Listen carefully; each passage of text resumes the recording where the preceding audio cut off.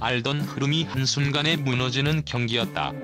스코어만 보면 0대3 패배였지만 이 경기가 흥국생명에게 남긴 상처와 질문은 단순한 셧아웃이라는 단어로는 설명하기 어려웠다. 특히 모든 비극이 시작된 건 단 한 세트, 아니 단세점의 순간이었다. 단 한 점만 더 가져가면 세트를 잡을 수 있었던 상황. 두 세트 2-4에 2-1. 그러나 그 찰나의 균열은 팀 전체를 삼켜버렸고 그 여파는 경기 종료까지 이어졌다. 경기 초반 분위기는 폭발 직전이었다. 3라운드 첫 경기, 양팀은 어느 한 점도 쉽게 내주지 않겠다는 듯 매 랠리마다 몸을 던졌다. 세트 초반부터 점수는 시소처럼 오르내렸고 누가 주도권을 잡을지 쉽게 가늠할 수 없었다.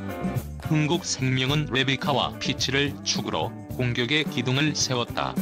레베카는 어려운 볼 처리에서도 존재감을 드러냈고 피치는 중앙에서 빠른 공격과 이동 공격을 섞으며 현대건설 블로킹 타이밍을 흔들었다. 이에 맞서 현대건설은 카리와 김희진이 앞장섰다.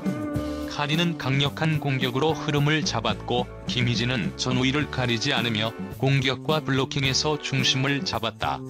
여기에 자디스와 이예림까지 수비와 공격에 가세하면서 흥국생명의 리시브 라인을 지속적으로 압박했다. 경기 중반까지 단 한 번도 점수 차가 크게 벌어지지 않았다는 사실이 그 치열함을 말해줬다. 그러나 세트 후반으로 갈수록 공기의 결은 미묘하게 바뀌었다. 현대건설이 시즌 내내 강조해온 위기 속 집중력이 서서히 모습을 드러냈다. 카리는 중요한 순간마다 확실한 한방으로 분위기를 끌어왔고 김희진은 결정적인 블로킹으로 흥국생명의 발을 묶었다. 반면 흥국생명의 리시브는 점점 흔들리기 시작했다. 초반에는 비교적 안정적이던 수비가 시간이 갈수록 무너졌고 세터 서채현에게 정확한 볼이 올라가지 않으면서 공격은 자연스럽게 레베카에게 집중됐다. 패턴이 단조로워지자 현대건설은 정확히 읽어냈다. 블로킹 위치와 디그 라인을 세밀하게 조정하며 레베카의 선택지를 줄였고 이는 흥국생명의 공격 결정력을 서서히 갉아먹었다. 끝까지 레베카와 피치를 중심으로 추격을 시도했지만 현대건설의 수비는 좀처럼 틈을 내주지 않았다. 결국 현대건설이 침착하게 마지막 랠리를 정리하며 한 세트를 25대22로 가져갔다. 두 세트는 더 치열했고 동시에 운명의 분기점이었다. 초반 흐름은 현대건설 쪽으로 완전히 기울어 보였다. 카리는 전위와 후위를 가리지 않고 강력한 공격을 퍼부었고 자디스는 날카로운 각도로 흥국생명 블로커들을 흔들었다. 서브에서도 압박에 성공한 현대건설은 초반부터 주도권을 잡았다. 그러나 흥국생명은 쉽게 무너지지 않았다. 이다현의 중앙 공격이 판을 흔들었다. 자유로운 움직임과 과감한 공격으로 현대건설 중앙을 흔들었고 연속 득점이 나오자 레베카와 피치까지 살아났다. 점수는 다시 팽팽해졌고 이내 흥국생명이 흐름을 가져오는 듯 보였다. 이 시점부터 경기는 완전히 불붙었다. 한 점마다 관중석에서는 탄식과 환호가 교차했고 점수는 다시 15대15 동점으로 돌아왔다. 세트 후반에는 오히려 흥국생명이 더 강한 흐름을 탔다. 레베카의 터치아웃 득점이 나왔고 블로킹에 걸리며 나온 득점까지 더해지면서 2-4에 2-1. 그러나 바로 그 순간 믿기 힘든 장면들이 연속으로 펼쳐졌다. 세트를 끝낼 수 있는 절호의 기회였다.